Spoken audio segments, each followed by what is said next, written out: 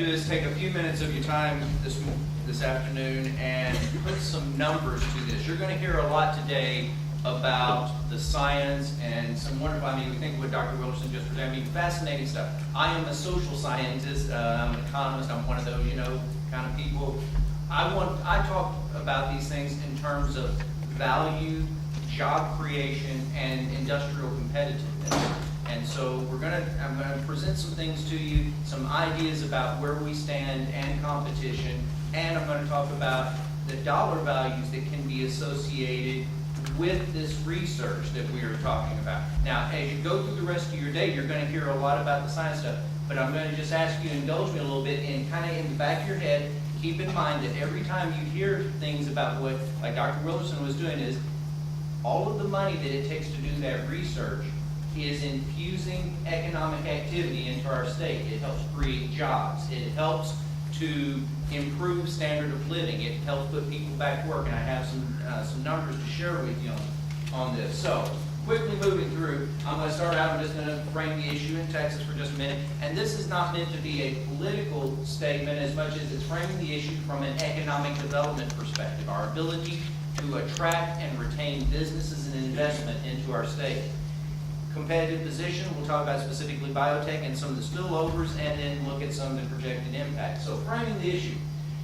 Throughout several sessions now, or a few sessions, we have had proposals that have risen up, none of them have passed, that would ban certain types of stem cell research. This creates, from me as somebody that pays attention to business investment, a risky environment. Think of how much money, and I guess we should have asked Dr. Wilson, but how much money does it take to set up one of these labs to do this work?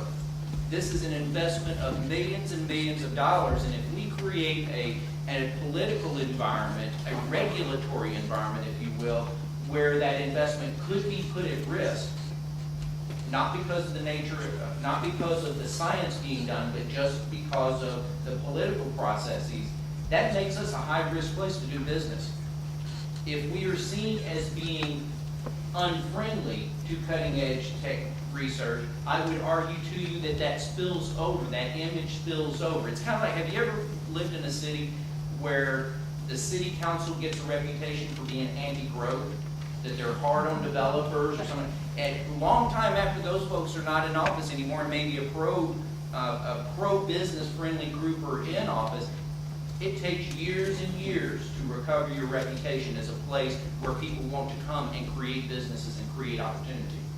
And of course, biotech is one of our key target industries that the governor has identified in our economic development strategies, and rightfully so. And you'll see that we've actually had some success in that. So, from a competitive standpoint, where are there stem cell research centers? And you see obviously clusters in the northeastern United States. On the west coast, we've got a couple in Texas. But look what we're dealing with here. Our competition is not just California, it's not just Massachusetts, it's not just Wisconsin. Our competition is Singapore, London, China especially coming onto the forefront, India, even Australia. Look down there, and if you look down at the bottom down there, let me see if I can make this work down here. You see where Australia is down here. That's not good for me, but you know where Australia is. It's not a geography test. But you see all those things. That's around going over to Sydney, going south down into Victoria where Melbourne is, and even over into South Australia where Adelaide is. That entire continent of Australia has a population less than what we have in Texas. And look at the number of stem cell research there. We have 3 million more people in this state than they have on that entire continent. So think about it in terms of proportional investment in this kind of research. Let's see here. There we go. Now, I'm going to make an analogy. Remember that slide that I just put up where the stem cell research was going on? This is where digital technology innovation is happening. Now, I'm not going to tell you that digital innovation technology and information technologies are directly tied to stem cell research, but what I am going to tell you is places that are friendly to research and development are friendly to all types of research and development. That there is a correlation there. It's not perfect, but you notice that there is this overlap where we see innovation occurring whether it's in the biosciences or whether in the information sciences, we see that kind of innovation. And indeed, I would argue to you from a long-term perspective, we need to have entrepreneurship and innovation going on in this state to drive our economy as we get deeper into the 21st century. There we go. What about some spillovers? These are things that are just identified by University of Minnesota and all sorts of things up here. So you just consider all of the different types of things just from stem cell research. My point here is that it's really hard if you're thinking about it from a regulatory standpoint to say that, well, if you impact the research going on in stem cells, if you have these other spillovers, are you also impacting the research that's going on there? Or if you try to even parse it further from a regulatory standpoint of do this kind of research but don't do this kind of research. Well, this research is collaborative. This research stretches across disciplinary boundaries or narrow boundaries. So what we would want to see, obviously, as we move forward is all sorts of things. We want stem cell to be connected to regenerative medicine. We want it to be connected to gene therapy and drug discoveries. All of these different things that we have up here. Here's something that, this came from the Milken Institute. It's the last time, 2008, that they did a study about overall R&D. Now this is research and development, not just in stem cells and not just in biotech, but overall. You can see by the colorizations here that Texas is in the third tier of states. And indeed, if you rank it, we rank number 29.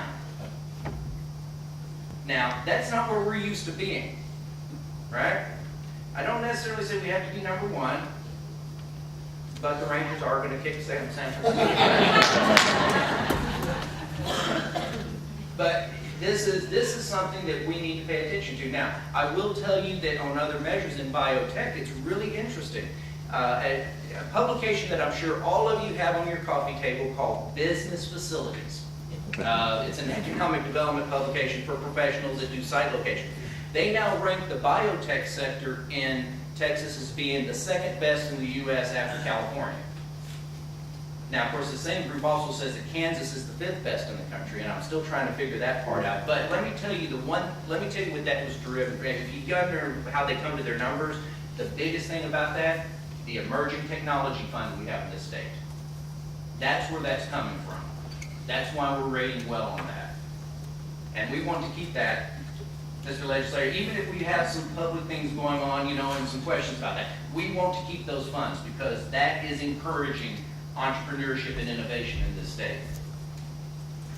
So, what kind of dollars are we talking about? Now, this data is a little bit old, and unfortunately, one thing about economists is it takes us a while to figure out, what we're, our data and how we want to do it. Remember, you just heard recently, a month or so ago, that little thing that we're calling the Great Recession actually ended in June of last year. So it takes us a while to get these things figured out. But let's just talk about some numbers here. If we look at in Texas now, and back in 2004, so 6 years ago, we were already close to $9 billion a year in activity and receipts attached to the biotechnology sector. The thing is, though, that only represented about 2.9% of the total in the U.S. Population of Texas is about 8% of the total. Job count is something about 7.8%. So we are way underrepresented. Now, we've made gains in some recent years, but we are still underrepresented. And in terms of employment, we're talking about a lot of jobs. But again, only 2.3%, at least in this year. We want to see that improve, and I'll just give you some examples.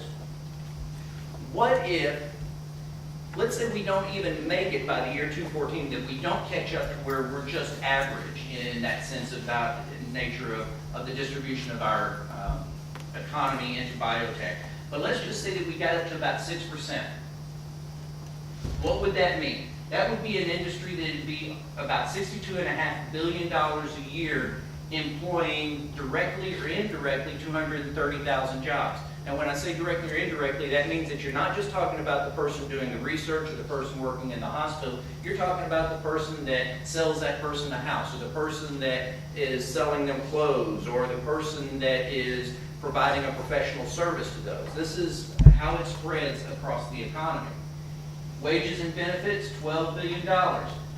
And again, for our legislators here, $1.3 billion in state and local tax revenues coming out of that. Now, we have some of that piece now, but that is the kind of potential we're talking about. And that's not even saying that we start out competing some of these states for this.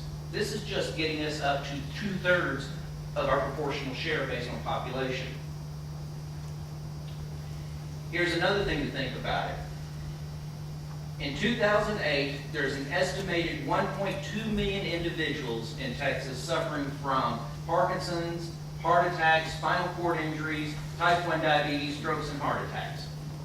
The cost of treating this is almost $14 billion in 2008. If we were just to reduce those costs by 1%, and that's just an assumption, but just 1%, so we really don't attack it greatly, but we just reduce it now, we got another $137 million that we're saving in treatment costs. But here's one other thing about it. What if we take those people that have that, of that 1.2 million, and a portion of those, about 48% of them on average, would be in the workforce if it wasn't for their disease.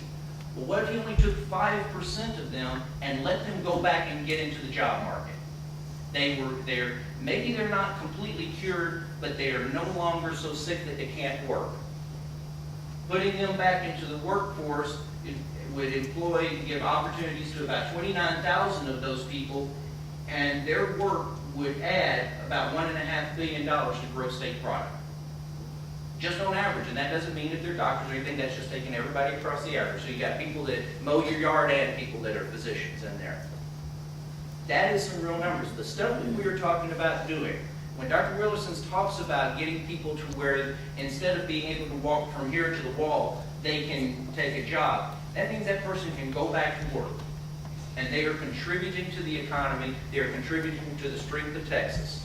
So all the stuff that you're going to hear this afternoon has a relationship to economic value and allowing us to be the place, one of the best places in the world for scientists to come to and for investment, but we need some seed capital into that. It's just like any other business, but what we also need is some sense of certainty for these folks. So, concluding real quickly, I would argue to you that selectively choosing R&D on political basis really ignores knowledge spillover and how you can get all sorts of things coming out of an unknown discovery. You don't know all of the connections that can be made from one discipline to the next. We see it in technology all the time, and when I'm talking about information technology, unexpected spillovers, things that you wouldn't expect to find. That's what we want to get out of this.